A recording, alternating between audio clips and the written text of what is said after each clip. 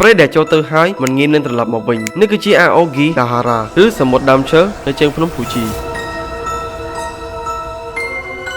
វាត្រូវបានគេស្គាល់ថាជាកន្លែងដែលសាហាវនិងអាថ៌កំបាំងបំផុតក្នុងលោកព្រោះអ្នកណាដែលដើរចូលទៅក្នុងព្រៃជ្រៅនឹងត្រូវវិញ្ញាណនាំផ្លូវឲ្យវង្វេងរហូតដល់ស្លាប់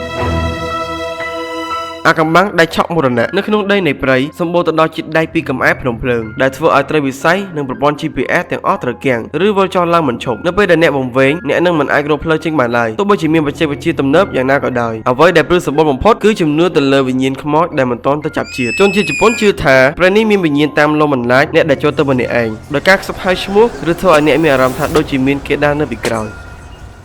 ដោយសារតែដើមឈើនៅទីនោះដុះក្រាស់ពេកសូម្បីតែខ្យល់បក់ក៏គ្មានសំឡេងដែរវាស្កាត់រហូតដល់ថ្នាក់អ្នកអាចឮសំឡេងដង្ហើមនិងចង្វាក់បេះដូងរបស់ខ្លួនឯងដែលធ្វើឲ្យមនុស្សភាគច្រើនឆាប់មានអារម្មណ៍តក់ស្លុតនិងភ័យខ្លាចខ្លាំងបំផុតទោះបីវាជាកន្លែងទេសចរតែអាជ្ញាធរតែងតែព្រមានថាកុំដើរចេញពីផ្លូវដែលគេកំណត់ឲ្យសោះតើអ្នកហ៊ានបោះតង់ក្នុងព្រៃនេះមួយយប់ដែរឬទេខមមិនប្រាប់ខ្ញុំផងវីដេអូនេះដំណើរការបានទៅដោយ V Cafe ឈ្ងុយឆ្ងាញ់លើសពីកាហ្វេធម្មតាសម្រាប់អ្នកជំងឺទឹកនោមផ្អែមគឺអាចញ៉ាំបានជួយសម្រួលដល់សរសៃឈាមបេះដូងលើសជាតិខ្លាញ់ជាតិអាស៊ីតនាំចូលពីប្រទេសម៉ាឡេស៊ីដោយក្រុមហ៊ុន Voltan International ទំនាក់ទំនងលក់ដុំនឹងរាយតាមរយៈ Facebook Page និង Telegram នៅខាងក្នុងវីដេអូ